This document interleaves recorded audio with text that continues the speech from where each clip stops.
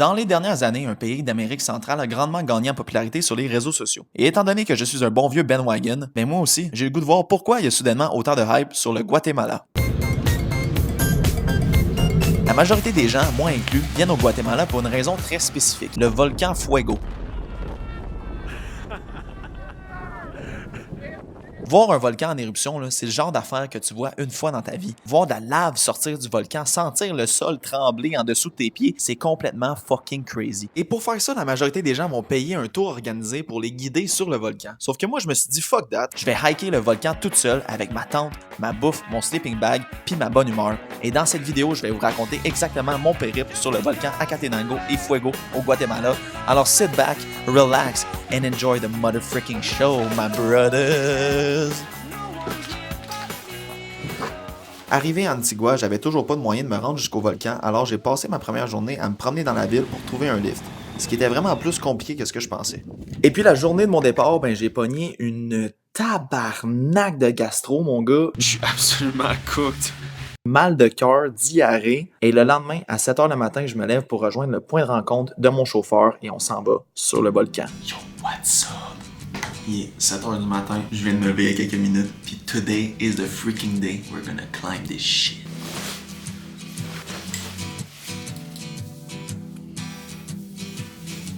En gars de, j'ai encore un petit peu un mal de ventre, mais comme, ça va pas m'arrêter, tu comprends là?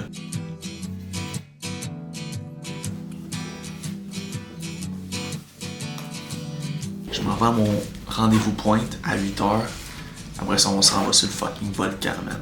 Let's go! Hier, je filais vraiment pas tant bien, puis j'ai dû changer de hostel, puis je me suis promené avec mon sac à dos sur moi dans la ville, puis genre c'était vraiment low-key un crise de workout, puis live je me sens genre vraiment mieux. Je suis pas à 100%, mais comme juste la différence comparée à hier, c'est monumental. Je suis plus en mode stressé live, je suis en mode genre let's go, ça va être une sick expérience. Je me complique crissement la vie, mais genre je pense que je vais être vraiment fier de moi de réussir à faire ça. Fait que, that's it. En attendant mon lift, je pense que c'est le bon moment que je vous parle un petit peu de mon plan de match. Si vous avez été attentif, vous avez remarqué que j'ai mentionné deux volcans. Le volcan Acatenango et le volcan Fuego. Pour les différencier, c'est assez simple. Fuego, c'est celui qui est en éruption, d'où le nom Fuego, qui veut dire feu en espagnol, si tu savais pas déjà. Et Acatenango, c'est un autre volcan qui est juste à côté sur lequel on va camper pour la nuit. Une fois embarqué dans mon lift, on avait 1h30 de voiture pour se rendre jusqu'au volcan Acatenango, et plus on montait en altitude, plus je me rendais compte que la température allait être de la merde. Je viens de me faire déposer juste là-bas au coin de la rue. Le gars fait juste arrêter la vanne. Il me serre la main. Et genre, je suis le seul de la vanne qui descend. Genre, tout le monde me regarde, genre, what the fuck. Ça s'est comme arrivé vite un peu, on dirait que je m'y attendais pas. J'ai oublié de demander si c'était à ce même spot-là que je le rejoignais demain. J'espère en crise. Une autre bonne nouvelle, c'est qu'il pleut. Fait que j'ai déjà sorti le petit Raincoat Columbia. Puis j'ai mis le petit poncho sur le sac aussi. Parce que la dernière chose qu'on veut live, c'est être fucking mouillé. Puis si je suis fucking mouillé ce soir, je vais geler ma race. Mon plan de match, ça va être d'aller set up ma tente, set up tous mes trucs. Je laisserai mes affaires là. Puis après ça, je vais aller direct à Fuego. Vous allez peut-être me trouver épais, mais à ce moment-là, j'ai toujours aucune idée d'où je vais dormir sur le volcan. Je me dis que je vais hiker la trail principale du volcan, puis que rendu proche du sommet, je vais sûrement trouver un spot où camper.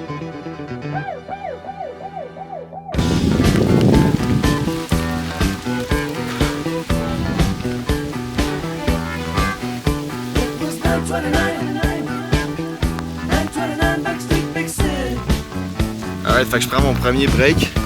Je dois être à peu près proche de la moitié en ce moment. Ça se passe quand même bien pour vrai, c'est juste que je prie vraiment vraiment fort que une fois au sommet, je vais être en haut des nuages, je vais pouvoir voir le volcan. Réalistiquement, je pense vraiment pas que ça va être ça, mais bon.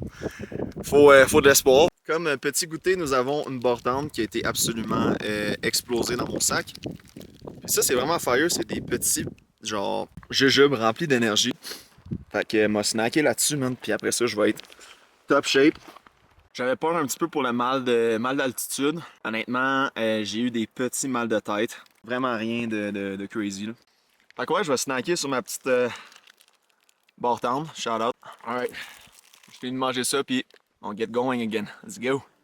Je vous mentirai pas qu'à partir de ce moment-là, j'ai eu un petit down. Avec la météo qui s'en venait, j'avais peur de pas pouvoir me sécher et de geler toute la nuit.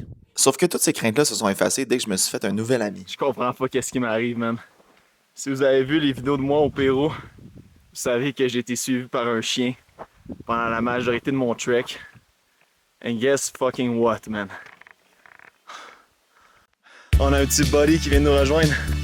What's up, brother? Je comprends pas, man.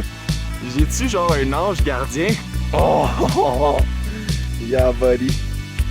Oh my god. What's up? Oh. Je sais pas comment qu'on devrait l'appeler. I guess que faudrait l'appeler Fuego. Le peak male experience que je suis en train de vivre live. Oh. Oh, viens-t'en, Fuego. Oh yeah.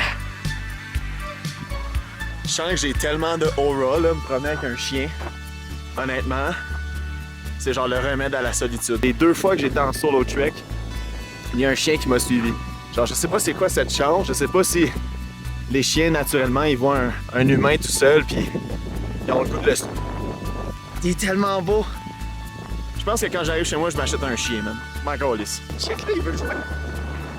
Je vous dis, guys, à partir de ce moment-là, j'ai comme été pris d'une euphorie incroyable. Je m'en foutais qu'il faisait froid, je m'en foutais que j'allais peut-être pas voir le volcan, je m'en foutais de pas savoir où j'allais dormir. J'étais juste tellement dans le moment présent, juste moi et mon nouveau meilleur chum au beau milieu d'un volcan. Not a single care in the world. Fuego, you a crazy dog!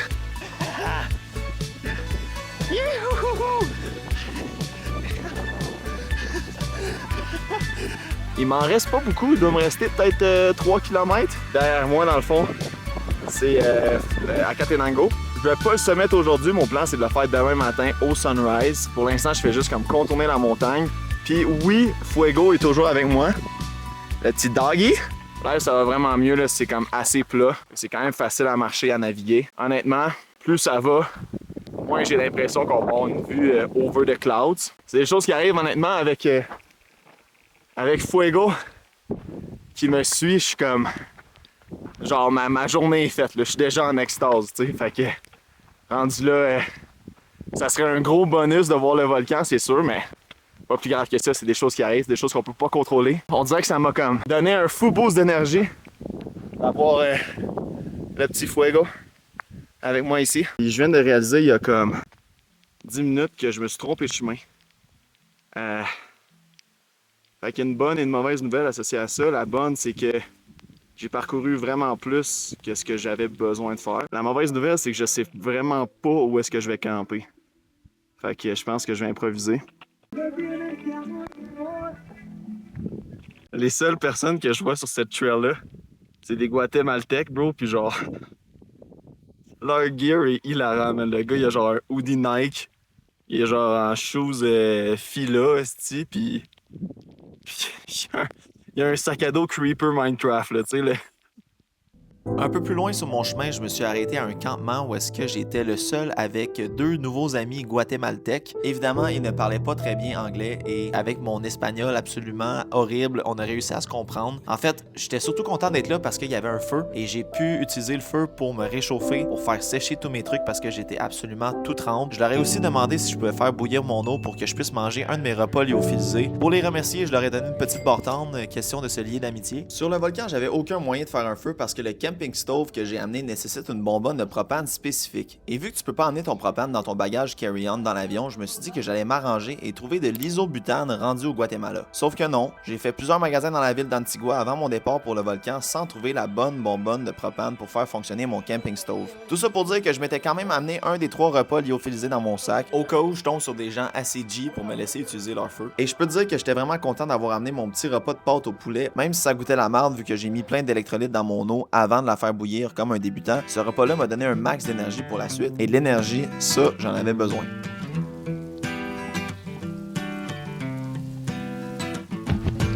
Juste à côté du campement, il y avait un spot absolument parfait où est-ce que je pouvais set up ma tente. Fallait juste que j'attende qu'un des guides de l'expédition arrive pour que je puisse négocier avec lui. Il a accepté que je puisse installer ma tente là et c'était assez rassurant d'avoir du monde pas trop loin de moi. Comme ça, si jamais il y a un imprévu ou quoi que ce soit, ben j'ai des gens pas trop loin qui vont pouvoir m'aider. Dude, je suis fucking stoked en ce moment. Best case scenario. C'est pas autant extrême que ce que j'aurais aimé, mais ça, c'est mon camping spot. Bro, le spot est littéralement parfait. Il y a juste assez de place pour ma tente. Je viens de la setup, ça m'a pris 20 minutes. Shout-out à Joe Aventure, man, qui m'ont hook up avec une putain de dinguerie de tente. Juste à côté, là, c'est des cabines d'une expédition. J'ai parlé à plein de monde, je me suis fait plein d'amis, fait que je vais sûrement chiller avec eux ce soir. C'est juste que je vais aller dormir dans ma tente. J'étais arrivé en haut, il était genre 1h. J'ai dû attendre jusqu'à live. Live, il est à peu près 3h, 3h30 pour qu'un des guides vienne. Puis basically, en tout cas, il voulait me charger un montant. Genre, il m'a dit 300 quetzals. J'ai dit 150. Finalement, j'avais pas de change pour 150, fait que j'ai donné 200. Mais tout ça pour dire que j'ai eu mon camping spot, puis je suis quand même down. Il m'a dit qu'il y avait un autre camping spot gratuit, mais c'était 30 minutes plus loin. Fait que là, dans pas long, on s'en va faire Fuego, qui est le volcan qui shoot la lave. Je l'ai vu genre 5 secondes shooter là-bas. Je pense que ça va clear up. Live, c'est absolument le brouillard. Je me suis fait des amis filles aussi, 3 filles. Puis là, il était genre, ah, tu peux venir dormir dans notre cabine. Fait que, yo, peut-être que votre boy, il va pour la soir. Ils m'ont dit, genre, plan B, you come sleep with us. Puis là, j'étais genre, damn. Genre, est-ce que je suis attardé mental de refuser de dormir avec 3 filles? Sûrement, mais bon. Bro, ça, c'est peak male experience, là. Genre, je dors dans une tente. Ça va être crissement mieux, man, qu'avec 3 chicks. Alright. Fait que j'étais à moitié canté dans la tente, je veux juste pas enlever mes bottes. Je vais commencer par rentrer mon sleeping bag. En fait, tous mes trucs que j'aurais pas besoin pour aller faire Fuego. Comme ça serait vraiment moins lourd dans mon sac, puis ça va faire du poids aussi dans ma tente. Qu'elle ne parte pas au vent. Et là, j'ai mes petites combines en mérino. J'ai mon liner de chez Joe Aventure. Ça, c'est mon sleeping mat. Le plus important, le sleeping bag. Qui est un petit peu décollé, comme vous voyez. Mais bon, ça fait vintage. Je vais commencer à pomper mon sleeping mat. Comme ça, quand je vais revenir de Fuego, man, il va faire noir. Je vais être fatigué. Je vais juste hop into bed. Il y en a en scène. Mais non, c'est même pas tant de vent aussi ce soir. Ça va être vraiment juste une belle nuit, je pense, confortable, man.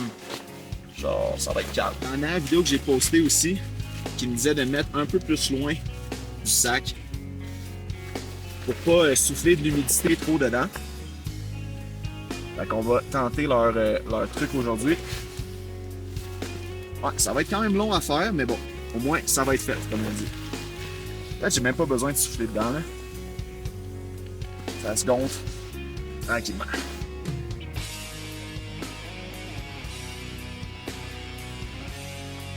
On est parti pour la deuxième hike, qui est la hike Fuego. Ce que je commence à me rendre compte, par contre, c'est que j'aurais dû partir un peu plus tôt, parce que là, il y a beaucoup de trafic. En fait, toutes les tours le font en même temps. Fait que je suis comme pogné derrière le monde, puis je veux pas commencer à faire le gars. Je suis plus important que vous, laissez-moi passer, tu sais. Pour se rapprocher le plus possible des éruptions volcaniques, il faut commencer par descendre une partie du volcan Catenango, puis ensuite monter une partie du volcan Fuego.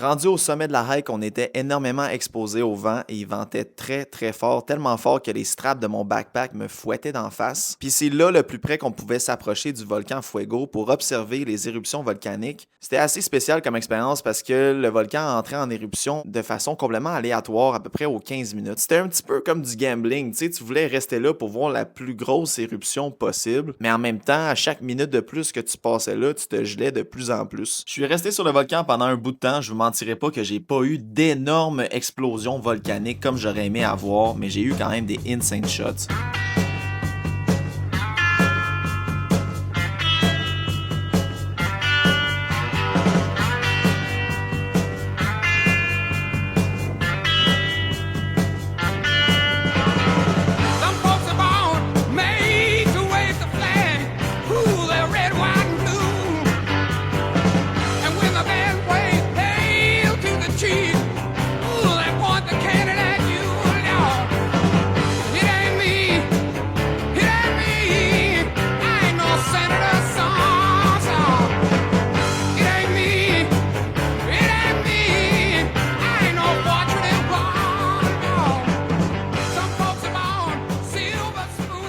Je suis resté sur le volcan jusqu'au coucher de soleil. Puis après ça, sur mon chemin du retour, j'ai croisé une autre expédition qui m'ont invité à me péter des bonnes tortillas autour d'un feu.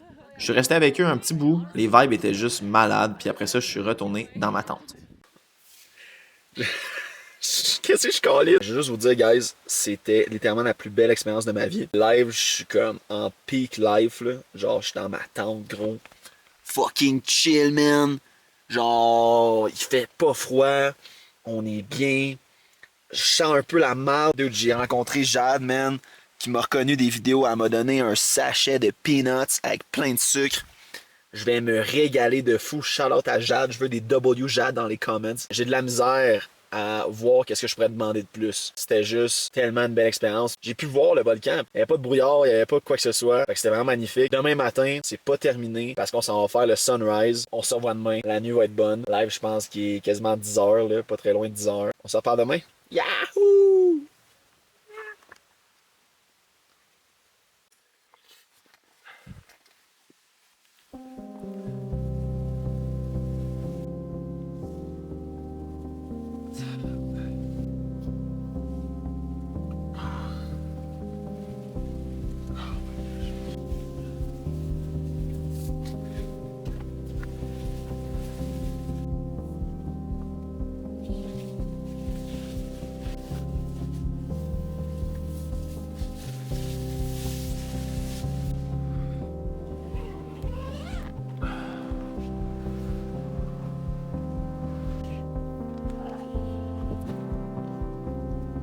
Ouais. Si vous avez entendu parler un petit peu de la hike du volcan à Catenango sur les réseaux sociaux, vous avez sûrement entendu dire que la hike était très difficile. Je vais pas me vanter, mais jusqu'à maintenant, moi, ça se passait super bien. Mais c'est au Sunrise Hike que je l'ai vraiment senti. J'imagine que mon corps était vraiment en sevrage de calories. J'avais vraiment plus d'énergie, puis la hike jusqu'au sommet du volcan, celle-là, je l'ai trouvée vraiment difficile. C'est encore plus crazy de hiker le volcan à Catenango de nuit parce qu'on voyait très bien de loin la lave sortir du volcan Fuego. De peine et misère, j'ai fini par me rendre au sommet juste à temps pour le lever du soleil.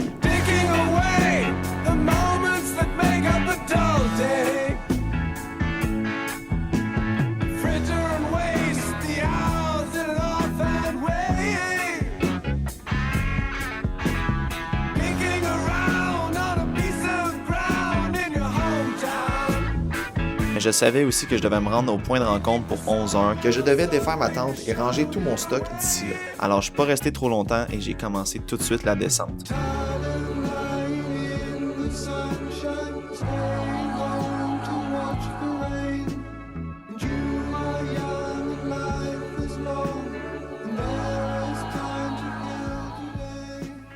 Alright, on vient juste de descendre à Catenango. Il est à peu près 7h30 en ce moment. À 11h, je dois être en bas. J'essaie de négocier avec les guides là-bas si je peux voler un peu leur déjeuner parce que je pense qu'il me reste une gorgée d'eau puis un paquet d'Oreo. Je suis un peu cook, mais au moins c'est juste sur la descente. J'ai commencé à ranger mes trucs parce que la dernière chose que je voulais, c'était de manquer mon lift à 11h et d'être pris sur le volcan. Pendant que je rangeais mes trucs, il y a plusieurs groupes qui sont passés devant mon campement et je sentais leur regard en mode « Qu'est-ce qu'il calisse avec sa tante, lui? » Mais low-key, ça me donnait du free overforming, fait que c'était quand même sick. Ça m'a même pas pris 1h30 la descente, j'étais en mode David Goggins puis je courais avec mon sac à dos. Rendu en bas, il y avait un resto dans lequel je me suis pris un crazy déjeuner. Checkez-moi l'assiette de dingue, ça m'a coûté 100 quetzals. Ça aurait pu me coûter 400, man. Je l'aurais pris pareil. Et puis, comme de fait, à 11h pile, mon chauffeur est arrivé, je suis embarqué dans la voiture et j'étais de retour pour la ville d'Antigua.